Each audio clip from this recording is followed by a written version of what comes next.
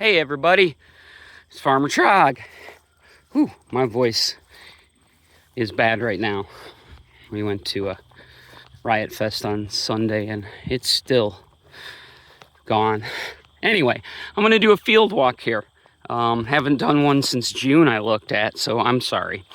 I am out here in acre 3. This was the second acre the pigs were on this year. They started over there on acre 2 and well, I think you can see what's in acre 2 right now. We'll get to that. Anyway, just to show you of almost a complete cycle of an acre under pigs. Usually we do quarter acre at a time. We went a little lazy on this last one and did a half acre because it's so busy right now. We didn't know when we'd be able to move them, but they are eating like crazy. A lot of food pantry stuff this morning, bananas and peaches that were not spoiled, but past dates. And so the food pantry gives them to our pigs. Anyway, so this is a quarter acre that they were on in July. That was July. And then we moved them from there over to here in August. They started on this acre over here back in June and ate it down pretty quickly. And then, or not acre, on this quarter acre. And then we moved them over here at the end of June. But anyway, you can see the regrowth after that will be 2 months there, a month and a half, 2 months. They've been out here for a week and you can see that all of the green is starting to regrow. And the reason we were able to move them in here, and you can actually see the difference in the 2 acres, or in the 2 quarter acres. The reason we did is because these guys had grown back so much. I actually had to come in and mow this down a little bit because pigs eat at their head level or on the ground, not 2 feet in the air. So you can see like a dividing line here where there's browning and then green. The browning is because this is the first quarter acre they were on and it grew back so much that it also started to die, not die completely, but its leaves started to die and brown before they got back in here. And this one, they hadn't gone that far. But anyway, they're all on this half acre now just because we have so much going on. They are happy. A few of them are pregnant here. Ooh, she looks like she's almost ready to pop there.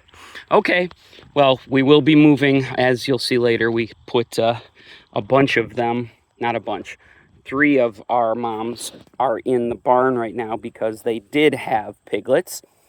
And once they do, we move them because, sorry, I'm trying to get this back up. All right, I'll come back to that. We move them because, you know, there's predators out here. Also, sometimes, you know, babies get eaten by mistake or rolled over on. So we like to pull them in to give them the best chance. All right, so I'm gonna walk back. Look at that, a tomato from a food scrap. All right, so we're gonna walk over here. I'm gonna do a lap, or at least get close to the prairie, because it's full flower, fall flowers right now, with its grasses and its goldenrod and all of the asters. So the white, the purple, the pinks, the lilacs you see are all asters. Gosh, so beautiful. Obviously a big haven for butterflies and bees. The yellow spikes are goldenrod. For anybody concerned, goldenrod is not ragweed. It is not why we're sneezing right now. If you want to see ragweed, when I see it, I'll show it to you. Oh man, look at those. Look at that. Oh, just so wonderful. So yeah, the prairie is just in full flower, full bloom of fall flowers. I mean, you can see the spring flowers and the summer flowers, they're spent. But you know, we got some cone flowers, some yellow cone flowers here and there. There's probably a purple cone flower still going. But that and the grasses, I mean, it's just wonderful. This grass here, this is a big blue stem, it's called. Really cool. I because it looks blue from a distance. I don't know, I'm kind of colorblind, so I have no clue. We also have our sumacs in full color all the way around the yard. There's even some way over there. So here, look, great big view of all the fields. Can't see through the popcorn, but there's a field there. And I'm hoping to get that tunnel covered and planted for fall and tomatoes next year in particular, because it's the part of the cycle. All right, so we're gonna walk through the rest of the fields here. We'll give you another view of that wonderful thing. Look at that, holy cow. Okay, so we got the prairie, we got the pig's second acre, and they'll stay on this, rotate maybe once more until the sunflowers are done. And then I'll put them on there and let them eat everything, because next year, what is that next year? Next year, that's our, I think that's our tomatoes. I can't remember though. Anyway, so this is acre 4. Acre 4 had sweet corn on it, and obviously there's nothing here because sweet corn either didn't germinate or did not do well enough. The debate in my head is that my fault or is that nature? The University of Illinois seems to think that it's nature mostly, but whatever. Sorry about that. What else we got here? So it also had some sunflowers, and it's got zinnias up there still and other things. You can see it's right next to acre 2 there. So this acre right now is pretty much just sitting. Next year, it will definitely be 4 cycles of pigs, if not more, depending on the weather and how fast things grow back. It would normally be, this year, it would normally be the heaviest eaters that I feel we have, which is corn. Obviously corn didn't do too well on here. However, you look over in acre 5 there, and that's popcorn over there. And it is marvelous. It's not ready yet. I'll walk over there and see if we can see any ears still forming or coloring. But this had popcorn, some sunflowers, beans. That was actually basil before it all died off. Cucumbers and squash and some radishes and some turnips. Most of everything out here is done. We're still harvesting cucumbers and squash. And I'm going to go through the beans here because those dragon tongue look really good. So this first bit is all yellow popcorn. You can see some deer damage in here. Look at that. Compared to the other beds or rows, they just come in and lay down on everything. Probably got started in a windstorm, but I mean, that's how it is. Let's see. I want to get back to the colorful stuff, which is way back here. Oh, wow, look at that. 3.5, maybe 4 ears on a stalk. Holy cow. All right. These guys got some extra benefit back here because they were planted on an old feeding area for the pigs from a few years ago. Gosh, I'm trying to get one that might be mature enough, maybe over there. Let's see. All right. Oh, look, a worm. Well, not a worm, a hole from a worm. Let's see where we're at here.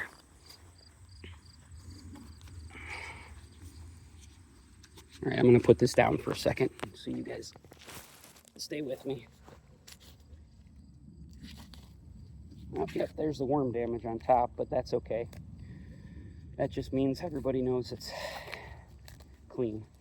Look at that. Oh my goodness, look at that. Look at that. Oh my gosh. All right. Holy cow. Beautiful. It's called glass gem. It's not, yeah, it's not ready to harvest yet. I'll hang it up, but it's not one that we're going to be able to use. Needs to mature a little more. It still feels like it's got a little more. But anyway, gosh, that's so many rows of that, and then yellow. Sorry, I love my popcorn, guys. All right, so, oops, hands covering the thing. Let's go this way. Okay. So this is acre 5, which would have been the, this is the second year in the cycle that it's had plants on it. Last year was where all of our tomatoes and cucumbers and peppers and anything that's really not squash and beans and corn was on. Yeah, I know I put squash on it this year. I fill where I can, but it's just a general description. You can see cucumber plants here. They're the browning, kind of ugly looking leafy things down there. It's just that time of the year. It's not a matter of temperature so much as it is the amount of light.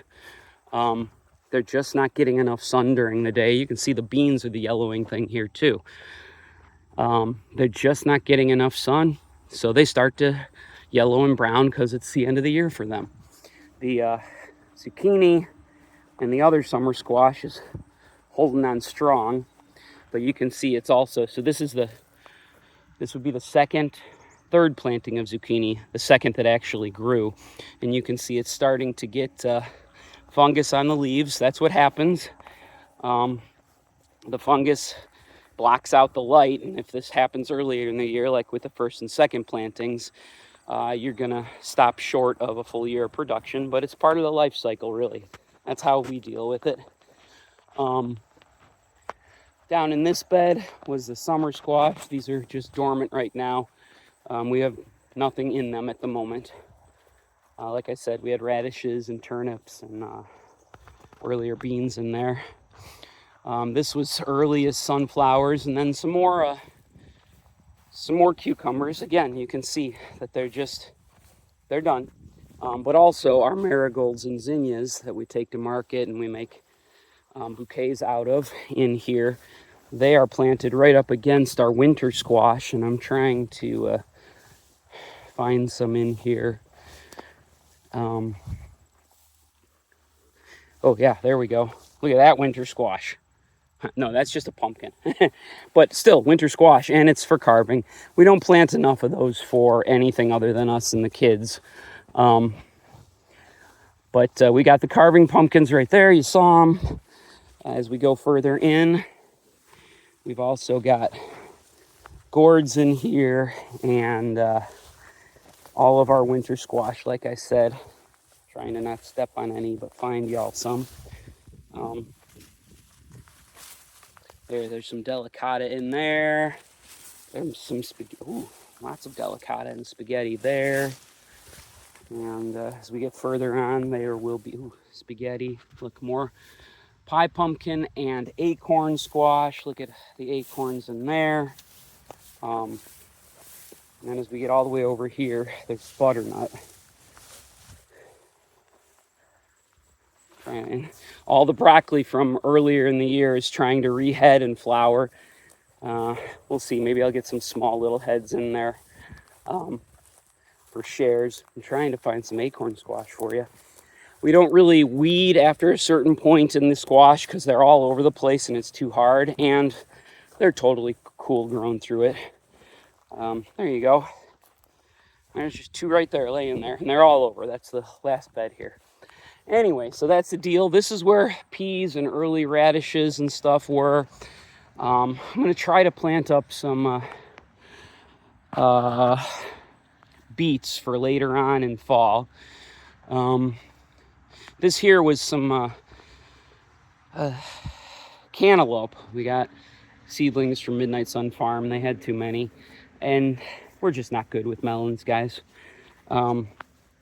Looks like there's a couple that are maturing, but most everything I've seen out here, worms have gotten to.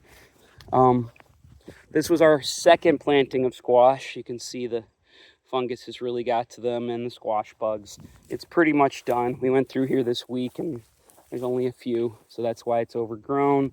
The second planting of cucumbers. I keep saying second because the first of the cucumbers and the squash, they all failed because the soil was too cold in the spring. Here's our outdoor kale. Just part of what we've got. We've got some in the tunnel as well. Tomatillos are at least the first planting. They kind of came and went. I'm going to go through those. Cauliflower that I I don't think really got the second planting in shares because it was being stupid in the summer. Now we've got some big, we got some small. I hate summer cauliflower because of that. Chard for fall shares. You guys will be getting that soon. You guys had your eggplants, and then, wow, this marvelous crop of peppers. Our greens, our Carmens. Now we already picked everything this week, so there's not going to be a lot of color, but this is where all the peppers are coming from, and then the chilies as well. Just what a year with them. And then tomatoes. So you can see outdoor tomatoes really are starting to dry up and be done. But on the other hand, some of the tomatoes that, especially these cherries that were taking damage from all the moisture earlier in the year, are springing back. And I really think that this week we picked more tomatoes than any other week in September so far, just because it did warm back up and we did get just a little amount of rain. So it was good for things recovering and still going, even though the light was fading.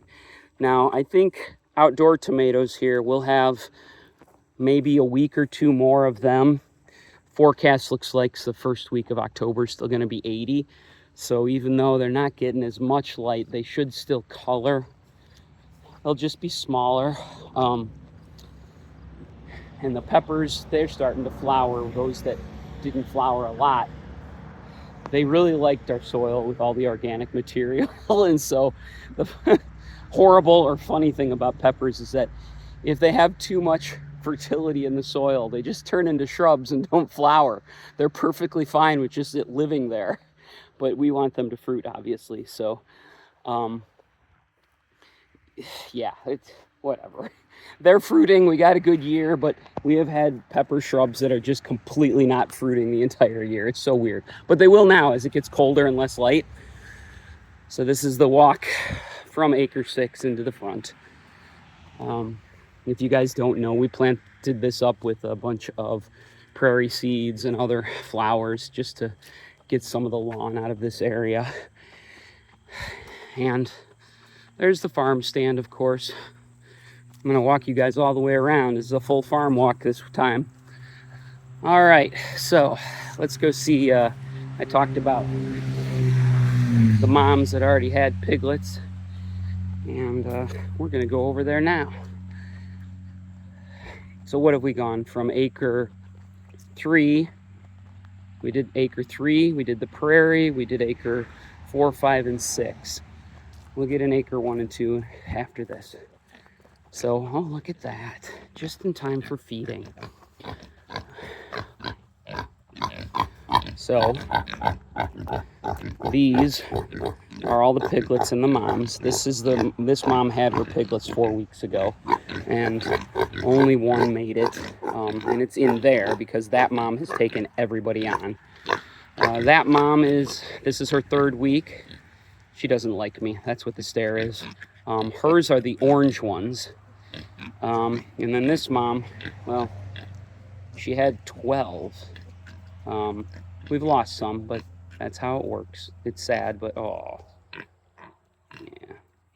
Anyway, so we're going to be moving a couple of them back out to the field just because it's time. This is normal.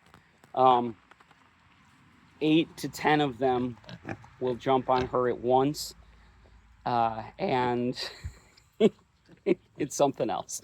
Okay, I'll leave you alone. Anyway, so that's the deal. Pay no attention to the cars. We're storing as a favor. So here's the last thing. Sunflower field's open for a couple weeks here, guys. Or it's open until it stops flowering. I think that in a couple weeks it'll be past the point of being worth it, but we'll keep everybody updated. And I just want to walk in there a little bit. So this acre I'm in, acre 1, this was our first sunflower field this year. Acre 2 is the second. Why do we do it? 1, because sunflowers, guys. Sunflowers are awesome. 2, because we like to plant cover crop over fields that are not being planted or grazed. 3, because the pigs and other animals will eat down the stalks and the sunflowers and everything, and that's a good grazing for them once they're done flowering.